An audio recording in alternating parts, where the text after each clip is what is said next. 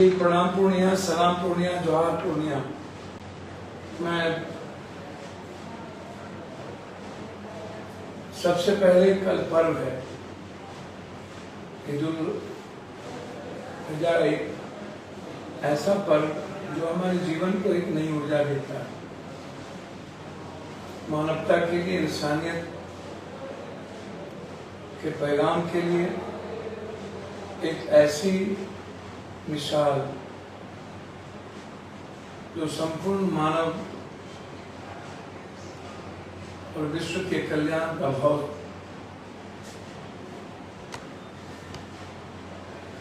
उसके भीतर निहित है। आप सबको ढेर सारी मुबारकबाद। तहे दिल से ईश्वर अल्लाह आप सबके जीवन में अनंत खुशियों का उपहार दे। हम मिलकर प्रेम के रास्ते पर इंसानियत को बचाएं और राजनीतिक व्यवस्था और सियासत के इस खेल में राष्ट्र, मानवता, इंसानियत खतरे में। ऐसे समय में मुल्क, विश्व और समाज को बचाने की जिम्मेदारी ईश्वर अल्लाह, राम, रहीम, नानक को मानने वाले लोगों पर ज्यादा जिम्मेदारी बढ़ी है। लगातार दंगा करने की घटना, लगातार एक प्रयास किया जा रहा है छत्तीसगढ़ में लव जिहाद के नाम पर या अन्य जगहों पर। कल कई घटना करवाने का प्रयास किया जाएगा। हमें सतर्क होने की जरूरत है। जो ईश्वर को, मानवता को, इंसानियत को मानते हैं, मोहम्मद साहब के रास्ते चलकर जिसके भीतर प्रेम की असीम ताकत हो, इंसानियत को बचाने की कुर्बानी की ताकत हो, उनके कंधों पर यह जिम्मेदारी है कि समाज और इंसानियत को महफूज रखूंगा। इसीलिए आप सबको ढेर सारी शुभकामनाएं। कल हम मिलेंगे आपसे पूर्णिया में, लेकिन मेरा मन और दिल सबके बीच रहेगा। मानवर मैं सबसे पहले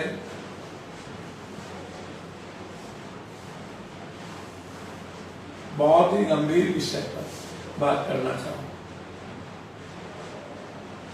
उसमें सबसे पहला विषय है केंद्र सरकार जो चुनाव जीतती है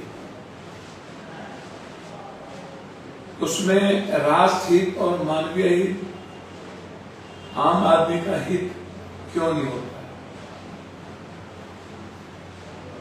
20 से 22 सीट पर 200 से 300 वोट से ये जीते हैं। लगभग 26-27 सीटों पर 400 से 500 वोटों के अंतराल में ये जीते हैं। 69 सीटों पर लगभग ये 1000 के अंतराल में चुनाव जीते। खुद अंदाजा लगाइए कि चुनाव कैसे जीते। लगभग जहां इनकी सरकार है, अंतराल से जीतने वालों की संख्या वही है। गुजरात में और उत्तर प्रदेश में हमारे कैंडिडेट बाथरूम गए, उतने में हैकिंग हो गई। मोबाइल हैकिंग का केस भी हुआ। चुनाव आयोग इस पर मौन है। मोबाइल के द्वारा हैक कर लिया गया कुछ वोट। अंदाजा कीजिए कि लोकतंत्र कहां है। चलिए, चुनाव का महापर्व खत्म हो गया, फिर एक बार बाजीगर बाजीगरी में जीत गया। गलती हमारी है, मैं मानता हूँ हम सब की है कि हम लोग बिहार, दिल्ली, छत्तीसगढ़, मध्य प्रदेश में हमारे नेताओं से, गठबंधन से गलतियां हुई, अन्यथा राहुल गांधी जी पीएम होते। लेकिन जो पीएम बने उनसे हम यह भी नहीं पूछ पाते हैं कि गुजरात के 2-2 सेंटर पे 20 जिले के बच्चों को बुलाकर टीचर के द्वारा कॉपी लिखवाने की परंपरा क्या है। नीट्स के एग्जाम में एक ही सेंटर पर 60 बच्चे, 60 अलग अलग। इस तरह दिल्ली में ये जो नीट्स हैं, जो बच्चों की जिंदगी के साथ का नेता, पैसे वाले, रसूखदार पदाधिकारी के बच्चे के अलावा नीट्स में अब कोई नहीं आएगा। हम इस देश के युवाओं से पूछना चाहेंगे कि हमको आप बताइए कि हमारे और आपके लड़ने और मरने की जज्बा क्यों खत्म हो गए। दूसरे देशों में हम राष्ट्रपति, प्रधानमंत्री को घर से निकलने नहीं देते। मरने और मारने पर हम लोग अपने लाइफ के लिए, अपने अधिकार के लिए सड़कों पर होते हैं। लेकिन हमारा देश एक ऐसी प्रवृत्ति से उलझ गया है जहां हिंदू, मुसलमान, लिंग, भाषा, क्षेत्र, जाति, बैकवर्ड, फॉरवर्ड के अलावे कुछ भी सोचने पर, विचार करने पर हमारा दिल और दिमाग काम ही नहीं करता। हम 5 किलो अनाज में उलझे हुए हैं, हम रोजी रोटी में उलझे हुए रहते हैं, हम गरीबी और अशिक्षा में उलझे हुए रहते हैं, हम भूख में उलझे हुए रहते हैं। और हमारे बच्चों के साथ, मिडिल क्लास के बच्चों के साथ ये पूंजीपति, उद्योगपति, नेता, भ्रष्ट शासन खिलवाड़ करता है। एक ही मार्किंग के कारण सारे बच्चों की जिंदगी तबाह। क्यों? क्या इस पर जेपीसी और सुप्रीम कोर्ट के जज के द्वारा जांच नहीं होनी चाहिए? कब तक हमारे देश में क्वेश्चन आउट होते रहे?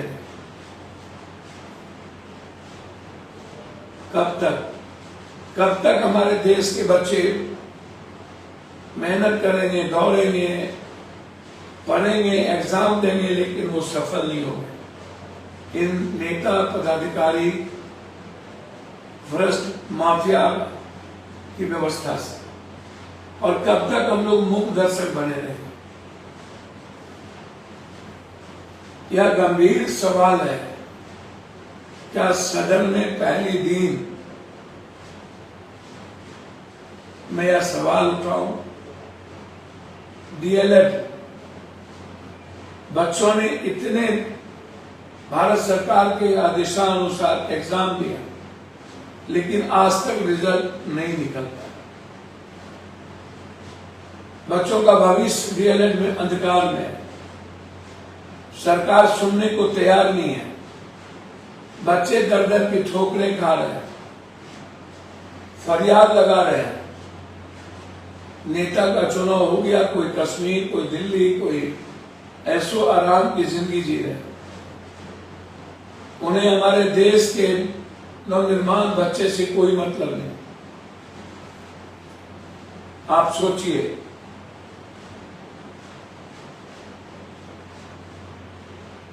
जरा, क्या हम लोग नीट्स और डीएलएड के मुद्दों पर सुप्रीम कोर्ट ना जाए तो सड़कों पर ना उतरे?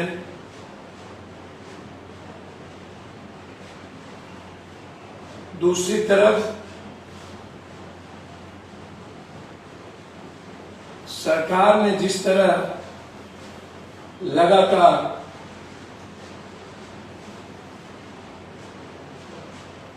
गलत निर्णय लेने पर मजबूर हुए, अंबेडकर और गांधी की मूर्ति को लोकसभा से हटा देना, आगे से पीछे कर देना 3 तारीख को। दूसरी तरफ इस देश के आम धारक, जो आम लोग हैं, जो शेयर मार्केट में अपनी जिंदगी को देखते हैं, उनकी जिंदगी के साथ 30 लाख करोड़ रुपया पूंजीपति और नेताओं के बीच के बंदरबांट से बर्बाद होना, क्या इस देश की भविष्य की गहरी चिंता आपकी नहीं है? लगातार लोकतंत्र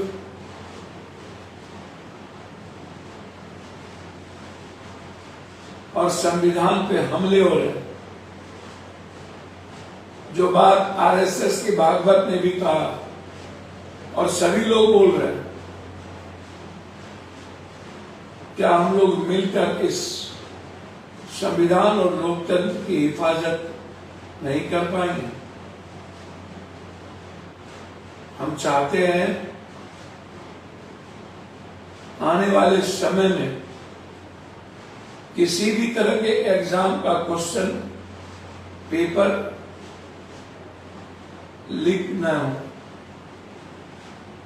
हमारे बच्चों की जिंदगी के साथ खिलवाड़ ना किया है। दूसरी तरफ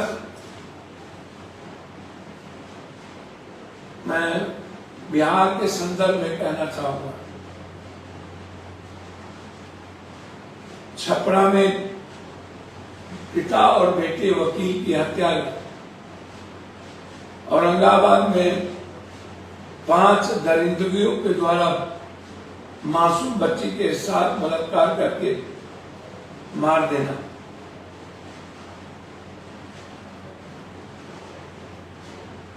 आज कोई आवाज क्यों नहीं उठता? सब विदेश क्यों चले गए? छपरा क्यों नहीं गए? जो लोग जाति सूचक बात करते हैं, मैं इससे इत्तेफाक रखता हूं कि जाति को चुनकर मारने का टारगेट कोई भी सब समाज और जाति नहीं कर सकता। क्रिमिनल की मानसिकता और अवधारणा पर हम हर घटना को जाति से नहीं जोड़ सकते। ये मानता हूं कि वो जाति है, तो आप गए क्यों नहीं? छपरा जाते, क्यों छोड़ दिए छपरा? दूसरी तरफ औरंगाबाद में आवाज देने वाला कोई नहीं बचा। इतनी बड़ी घटनाओं के बावजूद एक भी जनप्रतिनिधि का खून नहीं खोलता। जब मणिपुर का खून नहीं खोला और कर्नाटक का, बेंगलोर का 8000 महिलाओं के साथ बलात्कार के बाद, फिर एक बच्ची के साथ बलात्कार के बाद कौन सा खून खोलेगा? जब उसकी जाति, धर्म, मजहब की नहीं होगी। हम लोगों को सोशल मीडिया पर ये बात करनी चाहिए। अब मैं बात करता हूं बहुत गंभीर, और बात कर रहा हूं बिहार और पूर्णिया के साथ साथ बिहार, सीमांचल और कोसी। मुझे लगता है कि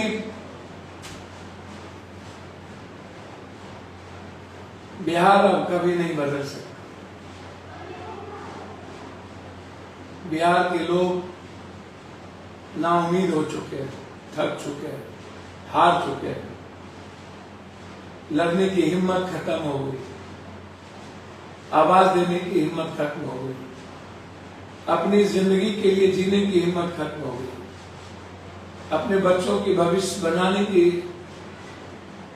सोच खत्म हो गई, अपने अधिकार और अपने बारे में सोचने के लिए किसी की हिम्मत नहीं।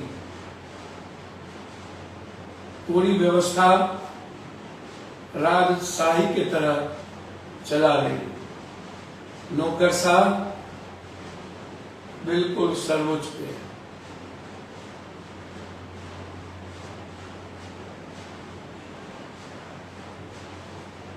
नौकरशाह को लगता है कि यह मेरा साम्राज्य है और मेरे साम्राज्य को कोई चैलेंज ना करे। नेता मंत्री संतरी सब लोग मस्त हैं।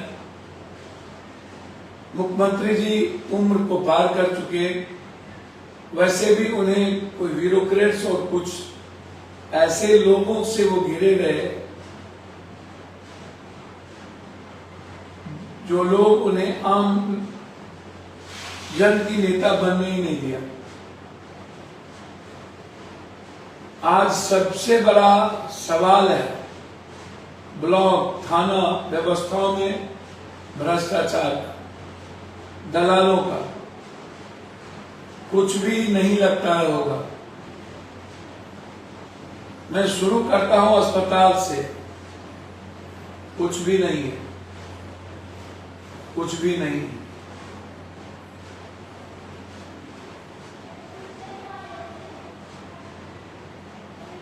डिलीवरी के लिए 1000 रुपया, किसी भी अस्पताल में नल नहीं, पानी नहीं, बाथरूम नहीं, और सब कुछ एनजीओ को दे दिया गया। भगवान भरोसे, राम भरोसे हिंदू होते।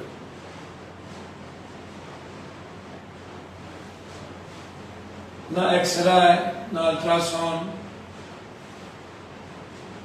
सरकारी अस्पतालों में बेड खाली, अनुमंडल अस्पताल में कुछ भी नहीं। पंचायत के अस्पताल की तो आप उम्मीद ही मत करिए। इतना जकड़ा हुआ व्यवस्था हो चुका है इस 40 सालों में, 20 सालों में। मैं किस से लड़ूं, कहां लड़ूं। मुझे लगता है कि अब यह सिस्टम मिलके हमें मरवा न दे। मैं इस सिस्टम को देखने के बाद हिम्मत नहीं होती है कि मैं कैसे लड़ूं, किससे लड़ूं, किसके बल पे लड़ूं। लगातार चारों तरफ सिस्टम के मन में यह है कि हमारे साम्राज्य को खत्म करने वाला कोई व्यक्ति आ गया, और यह व्यक्ति जब तक रहेगा हमारा संतुलन जिंदा नहीं रह पाएगा। हम राम राज नहीं कर पाएंगे। हमारी लूट की प्रवृत्ति बहुत अत्यधिक नहीं चल पाएगी। एक तरफ यह सिस्टम है जो पदाधिकारी रावण की तरह बैठे हैं, दूसरी तरफ ब्रोकर और दलाल है, और सब कुछ दलाल जकड़ा हुआ है। दलाल के बगैर अस्पताल नहीं चलना, दलाल के बगैर और ब्लॉक नहीं चलना, ब्रोकर के बगैर थाना नहीं चलना, दलाल के बगैर थाना और सिस्टम नहीं चलना। तो ये जो दलाल, पदाधिकारी, ब्रोकर, नेताओं की मिली भगत है। और इतने दिनों से लग रहा था कि किसी को कोई मतलब नहीं। जिस शहर जाता हूं वहां यही स्थिति होती है, इससे बुरी स्थिति होती है। मुझे लगता है कि आखिर क्या किया है।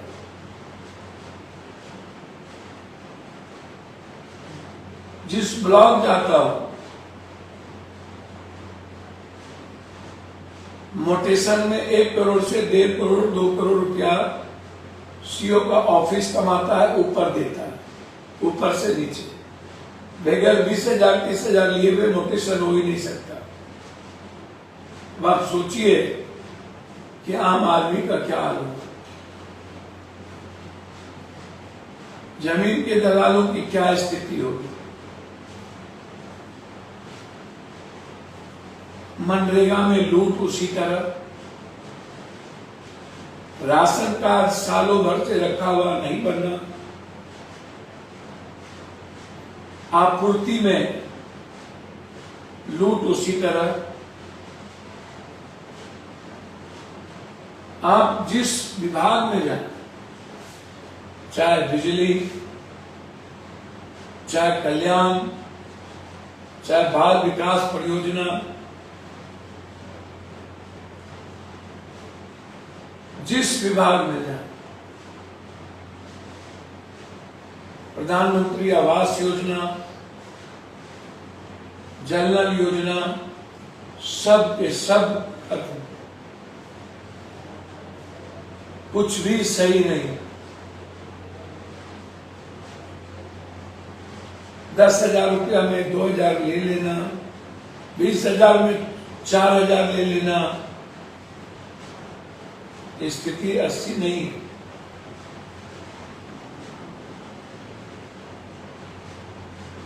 मैं इसीलिए आपसे आज लाइव हुआ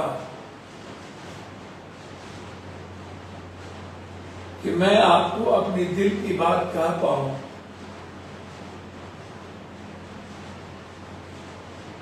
परिस्थिति बहुत बदली हुई,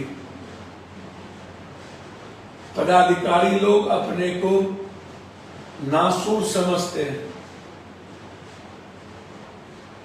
ऊपर से नीचे सबको संरक्षण प्राप्त है।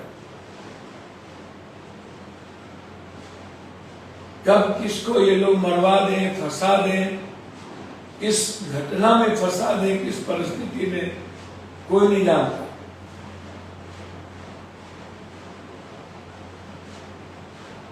इतने दिनों में जो मैंने देखा, 10 पैसे के मार्जिन पे टेंडर मैनेज करके सरकार के रेवेन्यू को बर्बाद किया जाता है। और ये सब कुछ मैनेजेबल है। 67-9% काम नहीं हुए, पैसा उठ गए।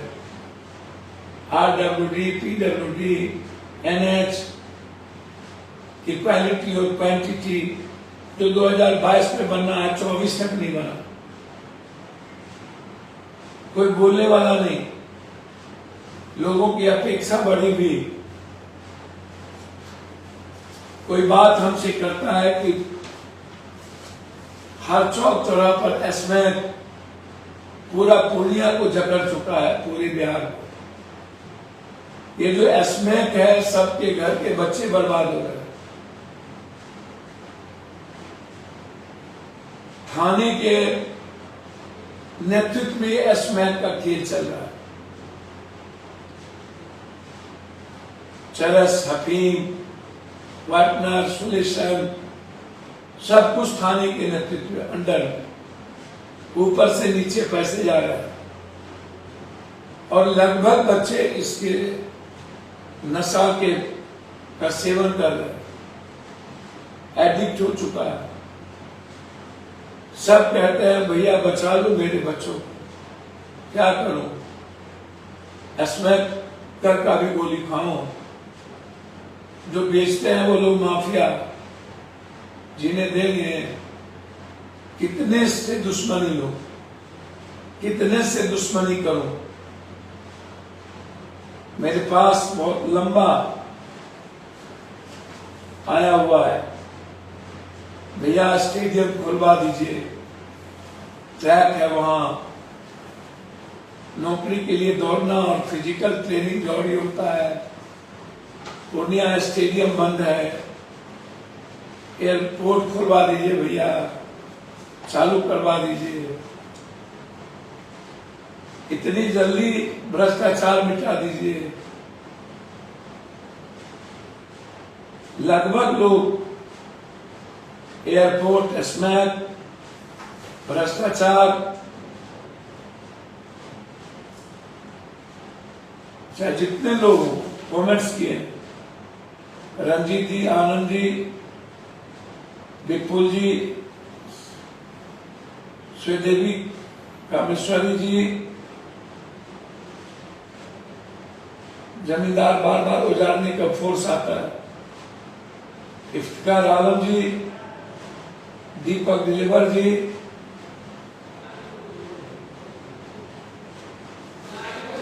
लगभग लोग नशा,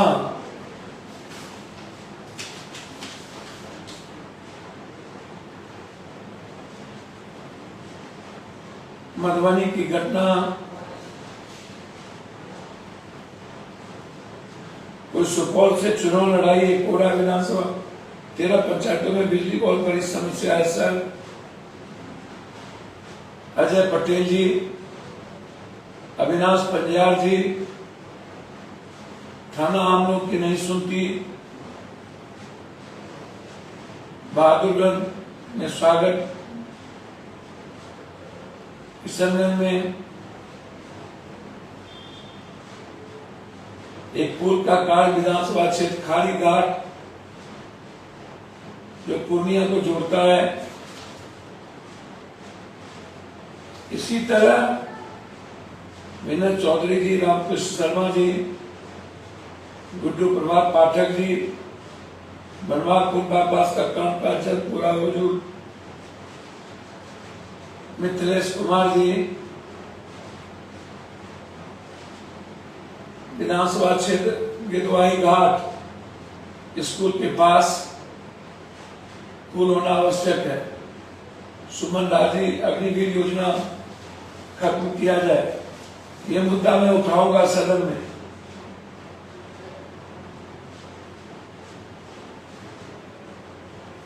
रुपौली विधानसभा विधवा घाट के बारे में चर्चा है। कामरान अल्बनी गायब, परीक्षा पे चर्चा करने वाले गायब चल रहे हैं। नीड्स की दांधी भी है, ये बात मैं कह दिया। हॉस्पिटल, ब्लॉक, थाना, बस स्टैंड, हवाई अड्डा, आप जितना सोचते हैं उससे ज्यादा मैं चला गया। दुकानदार राज सिंह जी, अंबस जी, MS पूर्णिया जी, सैयद कमरान जी, मोंटी सिंह जी, धमदा अनुमंडल भ्रष्टाचार बर्मन की चीनी मिल की जगह लगा हुआ हूं। चलो आपका वेट करेंगे। धीरज कुमार, प्रखंड कार्यालय लेकर थाना तक, अजय कुमार, मिथुन जी, सुदेश जी, ये सब लोग, साजन जी, स्मैक, कोरेक्स, अधिकतर लोग स्मैक्स, कोरेक्स, नशा, भ्रष्टाचार, दलाल, माफिया, ब्रोकर। आप हमें बताएं मैं इस हालात में क्या करूं? मुझे क्या करना चाहिए? मैं सजग प्रहरी हूं, मैं आवाज उठा रहा हूं, मेरी आंखें खुली है, विवेक चेतनशील है, मरने का जज्बा है, आपके कारण लड़ने की हिम्मत है और मजबूत आवाज भी आपने दिया है। सदन यदि गूंगी हो जाए, सड़क यदि सूनी हो जाए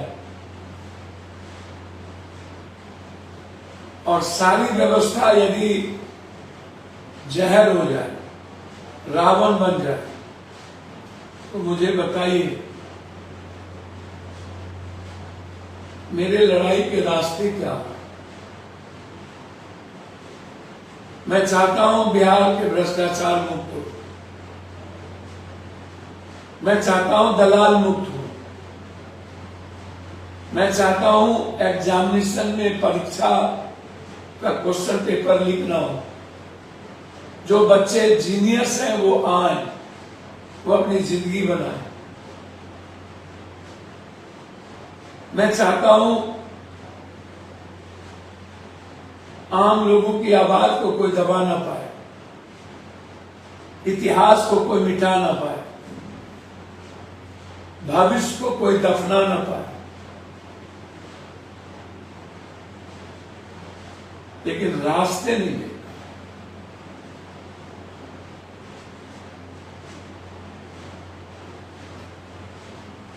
20 सालों से कुछ नहीं बचा।